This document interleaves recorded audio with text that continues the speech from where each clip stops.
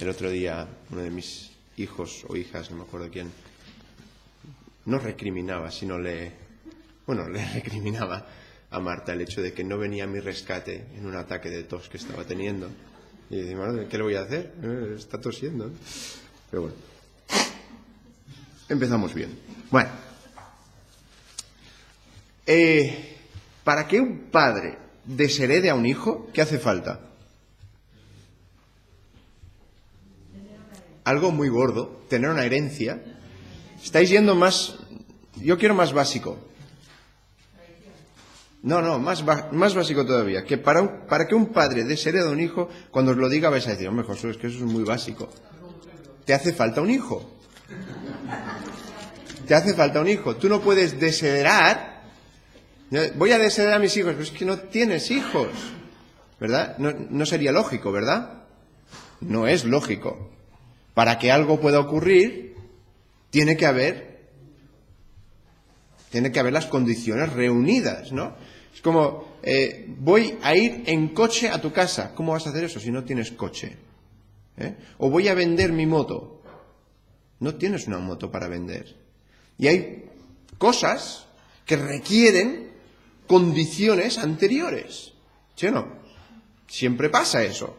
Siempre pasa. Si tú quieres hacer algo, tienes que tener unas condiciones reunidas para poder hacer el objeto o la acción que tú quieres hacer.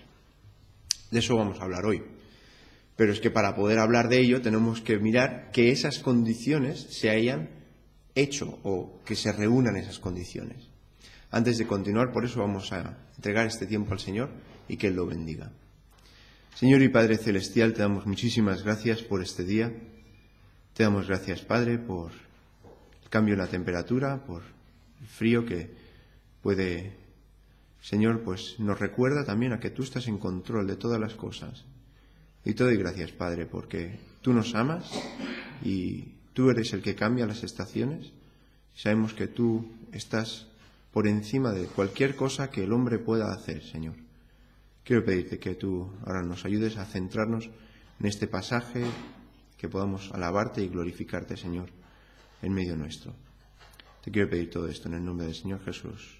Amén. Antes de empezar, por eso, quería remarcar acerca del ofertorio que he tocado, y es, bueno, en parte es por la noticia que hemos oído, ¿verdad? Pero también el viernes tuve ocasión de estar hablando con una alumna que es científica, es doctora, y estuvimos 1 hora y media hablando acerca de cosas espirituales. Y la conclusión, después de darle vueltas y estar pensando otra vez en la conversación, es que Cristo me ama. Y lo sé porque la Biblia lo dice y porque la Biblia es verdad. Y me explicaba cosas y es que me la quedaba mirando con cara de ¿de dónde sacas eso? O sea, es que unas historias que realmente si os empezara a contar, dices, ¿cómo? ¿A quién se le ocurre? O sea, eso es fantasía pura y dura. Y después se ríen del hecho de pensar que la Biblia es verdad, ¿no? Y ese pensamiento, ¿no? Cristo me ama y lo sé porque la Biblia me lo dice y sé que la Biblia es verdad. Y esa confianza que podemos tener en Dios. Nada, solamente os lo quería comentar por algo que está yendo en mi cabeza. Bien, pues os invito a abrir vuestras Biblias en Juan, Primera de Juan.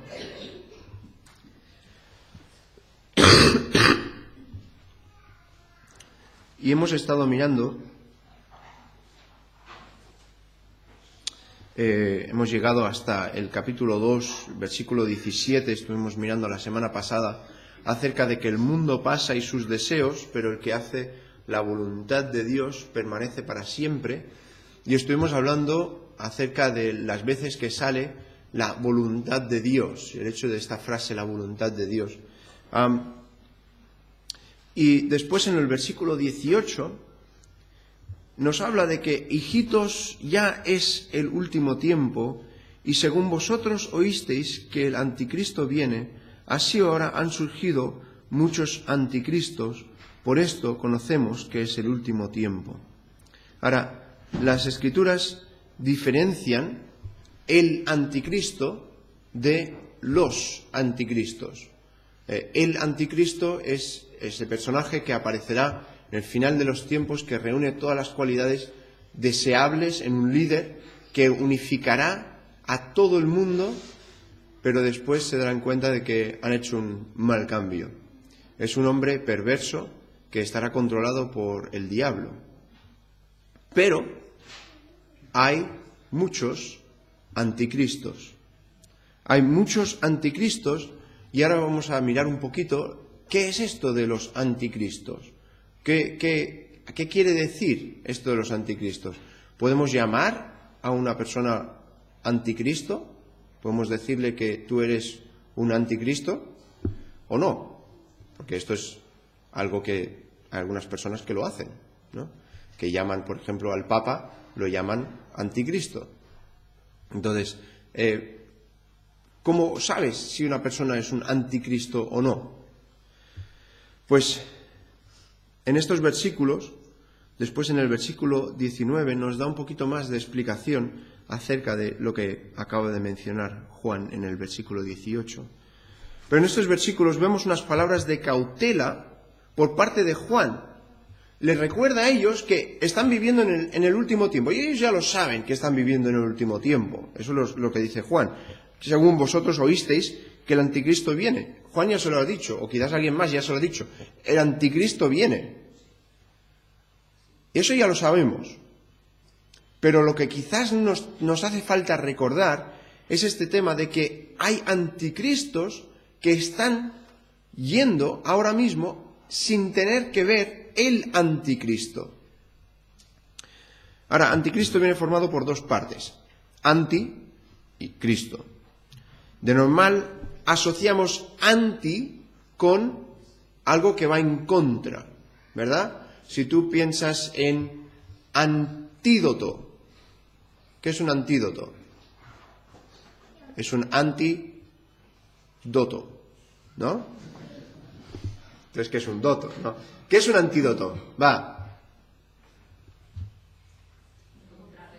Contrarresta un veneno, ¿vale? Si te pica una serpiente, vas al hospital antes de intentar acabar la excursión, ¿verdad? ¿Para qué? Para que te den un antídoto, para que el veneno de esa serpiente no te mate. Si tienes un antídoto en contra de un resfriado, por ejemplo, ¿no? Te lo tomas para que ese resfriado no tenga poder sobre ti. Y va en contra, ¿vale? Y entonces, tenemos esa relación de ir en contra, de estar directamente opuesto, ¿vale? Pero también se refiere a la palabra sustituir.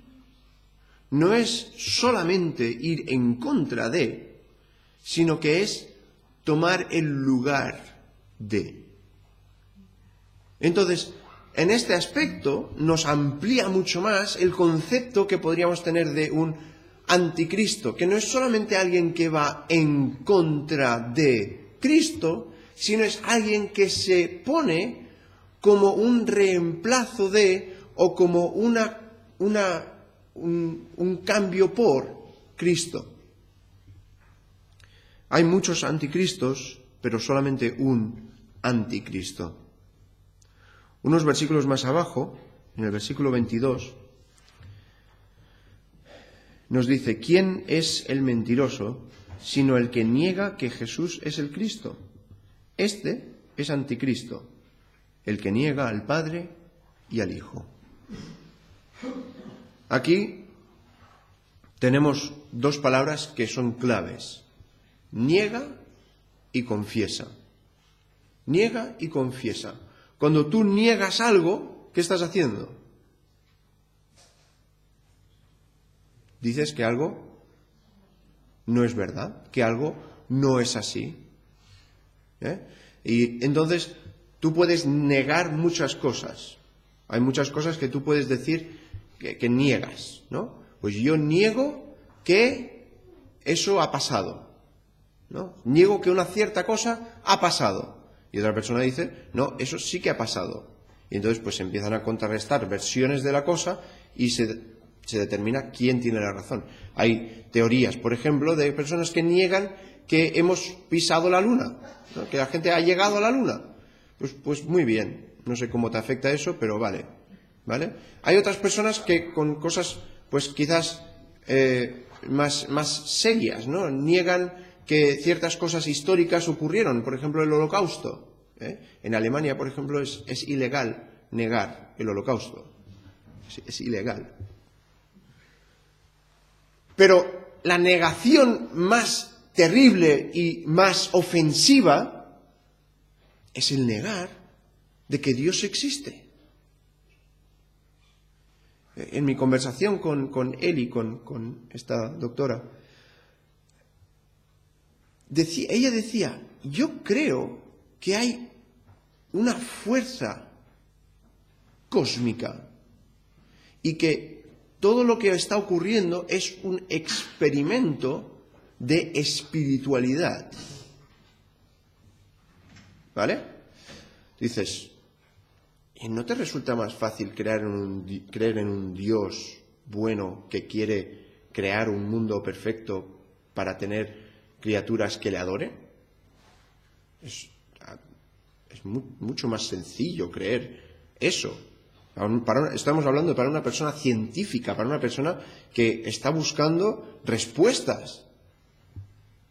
Pero el hecho de no querer creer en Dios, en que hay alguien que es alguien superior. Dices, no, es una fuerza cósmica que no tiene ojos, ni boca, ni es una persona que es un ser, ni tiene una voluntad, ni quiere algo de mí.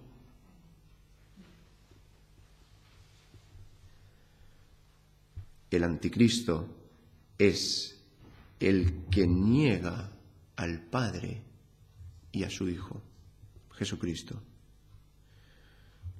Negar quiere decir repudiar, contradecir.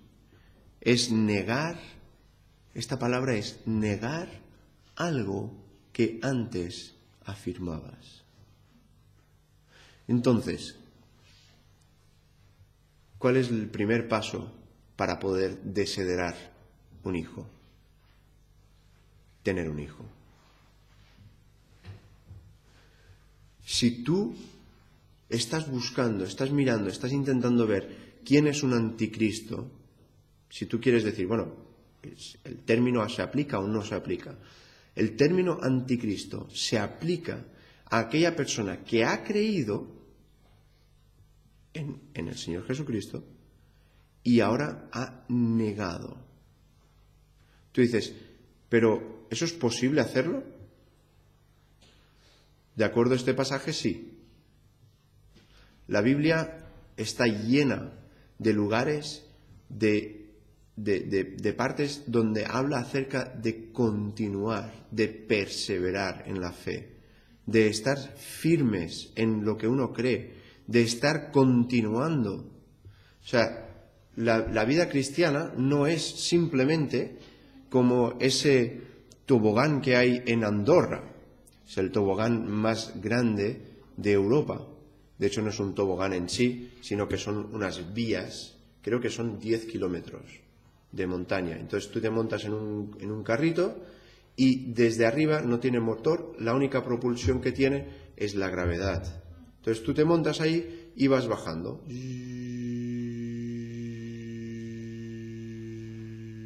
Durante no sé cuánto tiempo estás ahí, ¿vale? Yo la gente que he visto van con abrigos, porque es Andorra y es en la montaña.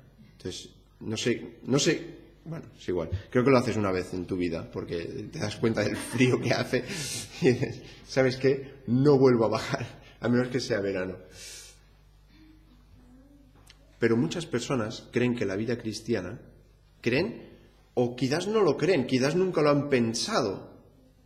Simplemente es, pues yo, en X momento en mi pasado, creí. Y entonces, para ellos, en su forma de pensarlo, ese es el punto de empezar el tobogán, de arriba. Suelto los frenos, yo creí en Jesús y ahora es simplemente pues ir bajando. Donde me lleve las vías estas. Y voy bajando. Y hasta donde llegue. Pero la Biblia habla acerca de activamente, propulsión, algún movimiento. De hecho, ahora estoy preparando los estudios para el retiro, y aunque hay algunos de vosotros y aquí, algunos otros que todavía no se han apuntado, el hecho de que el Señor Jesucristo, la importancia que le da al seguir. Si tú quieres seguir algo, tienes que moverte. Si tú ves un coche y dices, ¡wow! Quiero seguir ese coche. No te quedas de pie ahí parado mirándolo. Tú lo sigues. Y tiene que haber movimiento. Cuando el Señor Jesús se iba a sus discípulos les decía, sígueme. Él no se daba media vuelta y empezaba a caminar para después volver a donde estaban los discípulos y decir, vale, lo habéis hecho muy bien, no os habéis movido de aquí. No. Ellos cogían, se levantaban, dejaban lo que estaban haciendo y ¿qué hacían? Le seguían. Entonces, el primer principio para un anticristo en letra minúscula es el hecho de que ha creído, pero después ha desechado. Y bíblicamente tenemos que aceptar esto. Nos cuesta pensar en alguien que ha creído y después ha rechazado. Nos cuesta pensar en por qué haría algo así, pero lo hay. Y no podemos, hermanos, esto es algo, a mí me cuesta, ¿vale? Esto es algo que a mí me cuesta que, creo que es más bien por sentimiento, ¿vale? ¿Qué nos pasa? Que vemos a una persona que antes venía a la iglesia, que antes decía ser cristiano y afirmaba todas las cosas que tú y yo afirmamos ahora, pero decimos, se ha alejado del Señor. Sí, eso puede ser que en algunos casos se han alejado y ya no, pero puede llegar a un punto de que ya tú les preguntes, ¿y Dios qué? Y te puedan decir, Dios no existe. Y tú dices, ¿qué ha pasado? Pues que su corazón ha dado el giro completo en contra de Dios. Ahora, yo solamente lo menciono esto porque nuestra forma de orar debe cambiar, ¿vale? No es que ya los tengamos que dejar, no, ya es imposible, no hay nada imposible para Dios, ¿vale? Esto debe ser la base de todo. No hay nada imposible para Dios, pero a nuestra forma de orar sí que es diferente. En vez de orar, Señor, acércales a ti, porque están lejos de ti. Es, Señor, dales luz de nuevo. Señor, atráeles con tu gracia otra vez, porque no te conocen, no se acuerdan de ti.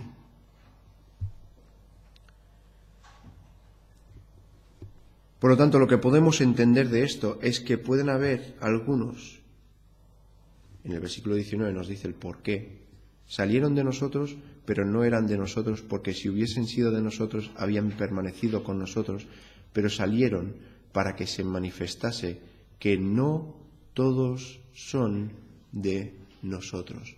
Ahí te da la razón. ¿Por qué pasa esto? ¿Y por qué, Señor, dejaste que ellos estuvieran en este lugar durante un tiempo y ahora ya no están? ¿Pasa eso o no pasa eso? Por supuesto que pasa. No nos gusta que pase. No nos gusta ver cuando personas se alejan del Señor. Obviamente no nos gusta. Pero ¿por qué ocurre? Este versículo 19 nos lo dice. Para demostrar de que no habían realmente tomado en sus corazones el compromiso de seguir.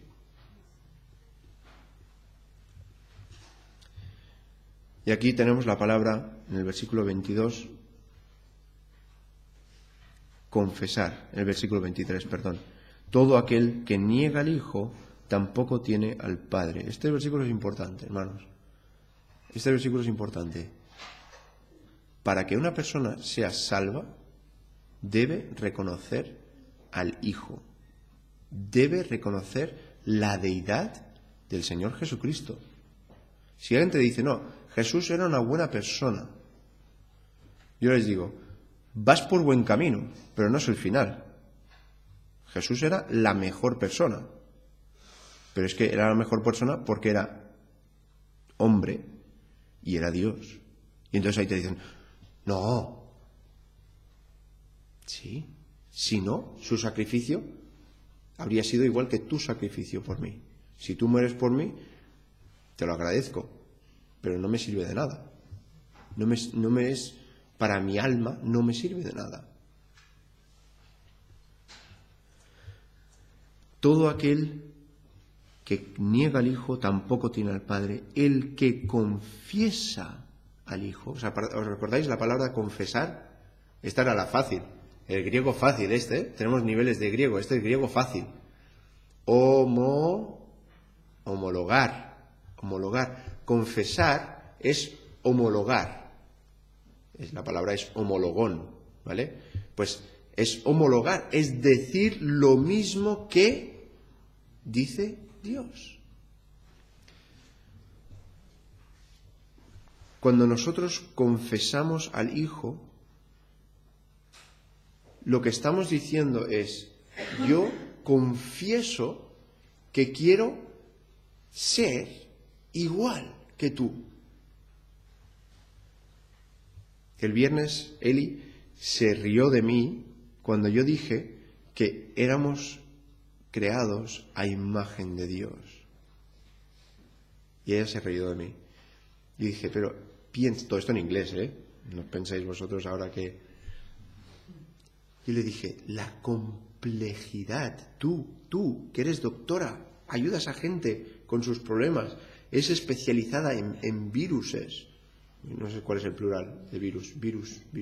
Bueno, virus. Especialista en patología. O sea, una persona que sabe muchísimo del cuerpo humano, de las complejidades. Dice, no, pero es que claro, es un transcurso de millones y millones y millones y millones de años. Que claro, lo vamos pasando esta información a nuestros hijos, que sin que nosotros saber lo que estamos haciendo. Y yo le dije, vale, entonces lo que tú me estás diciendo es, si yo tengo el deseo de saltar de un tercer piso y que me crezcan alas, si yo tengo ese deseo, entonces yo esa información la paso a mis hijos genéticamente, ¿no? Involuntariamente.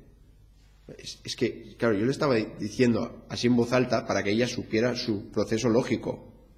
Claro, te sueltan una frase así y se quedan tan anchos. Pero entonces, estás diciéndome que entonces hay miles y miles de personas que, sin saberlo, pasan genéticamente la información a sus hijos para que un día uno le crezcan algunas cosas en el hombro, una mutación, ¿vale? Pero esto viene por miles y miles de personas, porque son millones y millones de años. Y claro, la cara suya estaba así. Sí. Digo, vale, pues no.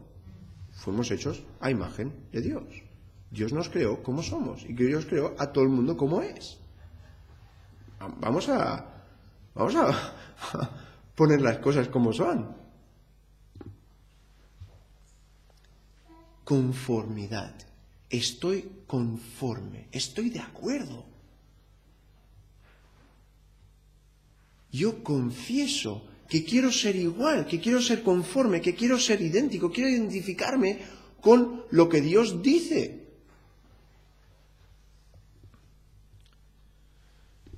Pablo lo deja muy claro, creo que lo vimos también la otra vez, en Romanos capítulo 12. No os conforméis a este siglo. No hagáis los contorsionistas, no hagáis contorsiones para acoplaros a este mundo, sino tienes el mundo, no te vas a acoplar, que lo sepas directamente. ¿Por qué? Porque has confesado al Hijo, estás yendo en contracorriente. Y a mí, sé que es una ilustración así un poco rara, pero estoy seguro que habéis visto alguna vez algún programa de estos de los japoneses o de los chinos que intentan hacer varias pruebas, y hay una prueba que es que me encantaría probarla, porque es como este versículo de Romanos, no os conforméis. Viene una pared así que es una hinchable y tiene una forma de un humano, ¿no? Es como un hueco. Y entonces la persona tiene que ir corriendo y ponerse en esa posición de ese hueco para poder pasar por el muro. Y si no, hay un impacto. Y es divertido ver cómo intentan, y es una forma normal, pero claro, hay que ajustarse exactamente para poder pasar. Y Pablo está diciendo, no, ¿por qué? ¿Por qué estáis tan interesados en conformaros a este siglo?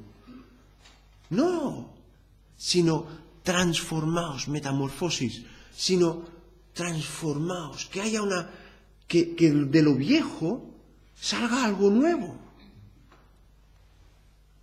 Transformaos por medio de la renovación de vuestro entendimiento.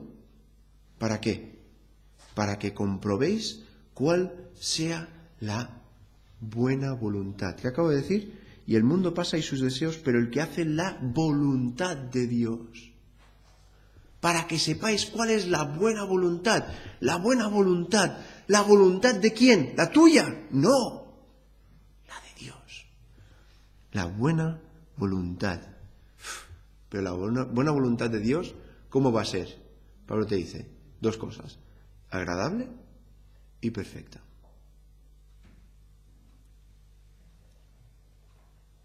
La clave, el diferencial entre las personas que salieron de nosotros, las personas que ya no están, que ya no han creído, que han negado al Hijo. ¿La clave cuál es? Mira el versículo 20. Pero vosotros tenéis la unción del Santo y conocéis todas las cosas. Ahora, ¿es algo místico, algo raro, algo extraño que está diciendo aquí Juan? Está diciendo, tenéis la unción del Espíritu. ¿Quién tiene este Santo? Es una pregunta un poco extraña, ¿verdad? Porque tú de normal, tú no dices, no vas por la calle y tú dices, yo tengo a Dios en mí.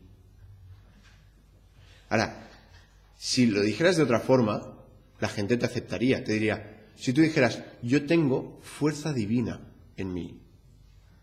Entonces, vamos a tocar algún pom, ¿vale? Cuando digas esa frase. Pero si tú dices, yo tengo al Espíritu Santo en mí, que vive en mí, y me ayuda en mi vida, tú eres raro.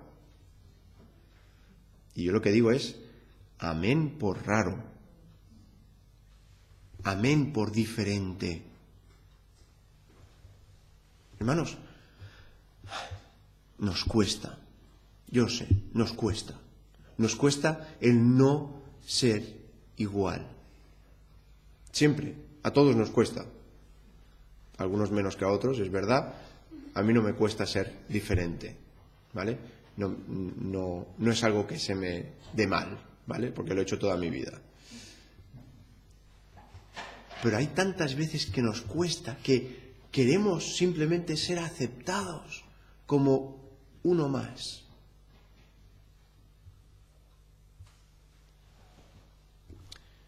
Pero el tener el Santo Espíritu, el Espíritu Santo, no es nada menos que cuando tú reconoces que eres pecador y te rindes a los pies de la cruz y dices, Señor, te doy todo mi ser, tómalo, úsalo como tú quieras. El Espíritu Santo entra en tu vida para morar y reside en ti. Esta persona no es un religioso, porque yo siempre doy coces contra esa expresión. Yo no tengo religión. Ni posiblemente es un teólogo estudioso, sino una persona humilde, entregada, centrada en Cristo, que reconoce que debe seguirle día a día. Hermanos, la vida cristiana no podemos pensar a largo plazo.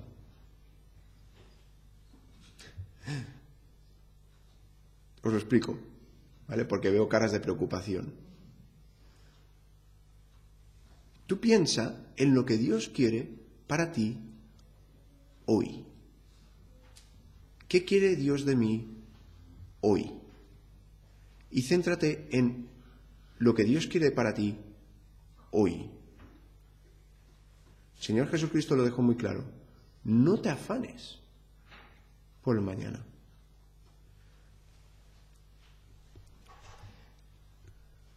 Ataca hoy. Ataca las responsabilidades y tus obligaciones hoy. Y mañana, ¿sabes qué pasará mañana? Vendrá. Ese es el primer postulado. Mañana viene. Mañana viene. Mañana llegará. Pero mañana afrentas lo que mañana tienes. Y yo me estoy predicando a mí. ¿Qué pasa? Que muchas veces no voy a empezar a leer la Biblia de forma regular porque los viernes y los domingos tengo un compromiso a las 9. Entonces, ¿hoy tienes un compromiso a las 9? No. Pues lee hoy. ¿Y mañana? ¿Qué pasa mañana? Pues lee mañana. Y el viernes, cuando llegue el viernes, dices, vale, hoy a las 9 no puedo, pues a las 10:30. ¿Y qué has hecho? Has empleado una utilidad para hacerlo cada día. Pero no te has rendido sin empezar. El día a día. Es una lucha de día a día. Es algo que no se te está pidiendo, vale, quiero que me planifiques tu vida. ¿Sabes la típica pregunta? ¿Dónde estarás de aquí 5 años? De entrevistas, ¿sabes? En una entrevista te preguntan, ¿dónde estarás de aquí 5 años?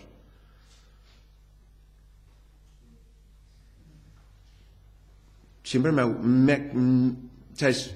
Yo no sé cómo responder esa pregunta. ¿Qué estarás haciendo de aquí 5 años? Pues no lo sé. ¿Tú qué estarás haciendo dentro de 5 años? Entonces, la forma correcta, supuestamente, es decir que estarás en esa empresa con el cargo suyo. No, esa no es la correcta respuesta. Pero esa es la que sería divertida. Estaré trabajando. Lo que estás haciendo tú, a ti te echarán porque yo soy mejor que tú.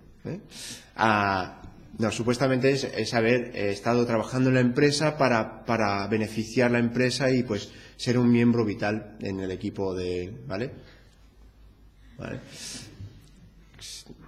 Nadie sabe dónde vas a estar en 5 años. Nadie sabe dónde vas a estar la semana que viene. Nadie sabe dónde vas a estar esta tarde. Tú tienes planes. Pero tú no lo sabes. El otro día, no me acuerdo qué día fue, para llegar a nuestra casa tienes que pasar por encima de la autopista. ¿Y cuándo fue eso? No me acuerdo ya. Bueno, es igual. Pasamos por encima y hacia la izquierda todo el tráfico que sale de Barcelona yendo hacia Girona. Y estaban los coches parados, pero que la gente, esto hacía mucho tiempo que no lo veía, estaba fuera de los coches. Llevan ahí mucho tiempo. Y había gente en la barandilla del puente, había gente mirando hacia el lado derecho. Y es que justo en el lado derecho había habido un accidente con muertos. Y yo le dije a Marta, el día 1, sí, que fue... Sí. Y lo comentamos con Marta, el hecho de que a esas personas no llegan a su destino. Ellos tenían la ilusión de pasar el día 1 a saber dónde. Y alguien les estaba esperando. Y esas personas no llegaron. Y nuestra vida, ¿sabéis cómo de rápido se acaba? Así. Es un soplo. Todas esas ilusiones, todas esas metas, todas esas cosas que estamos proyectando para el futuro, hermanos, centrémonos en hoy. Hoy voy a seguir a Cristo. Hoy voy a hacer que esto sea lo importante en mi vida, porque no sé dónde voy a estar mañana. ¿Y qué es lo que estás dejando atrás? ¿Qué es lo que personas que vienen detrás tuyo van a decir? Esta persona se centraba en esto. Vivía su vida controlado por el Espíritu Santo. Vaya epígrafo, ¿no? Una persona que vivía su vida controlada por el Espíritu Santo. Yo sé que de mí no se diría ahora mismo. Pero tengo que vivir mi vida deseando eso y buscando todas las cualidades que pueda emplear para buscar el hecho de que el Espíritu Santo sea quien gobierne cada faceta de mi vida. No solamente las que me resulte práctico, sino todas. Una de las marcas de una persona que no es renacida es ansiedad. Desafortunadamente, una de las marcas de la persona que es renacida también es la ansiedad. Una de las marcas de las personas que es renacida pero viven descansando en Dios ya no es la ansiedad. Fue una de las cosas que Jesús mismo habló. Tenemos pocas cosas que dijo Jesús directamente. Pocas cosas. Si lo piensas a nivel Nuevo Testamento, ¿qué es lo que dijo Jesús? Palabras de Jesús. O sea, relativamente pocas. Pero esta fue una.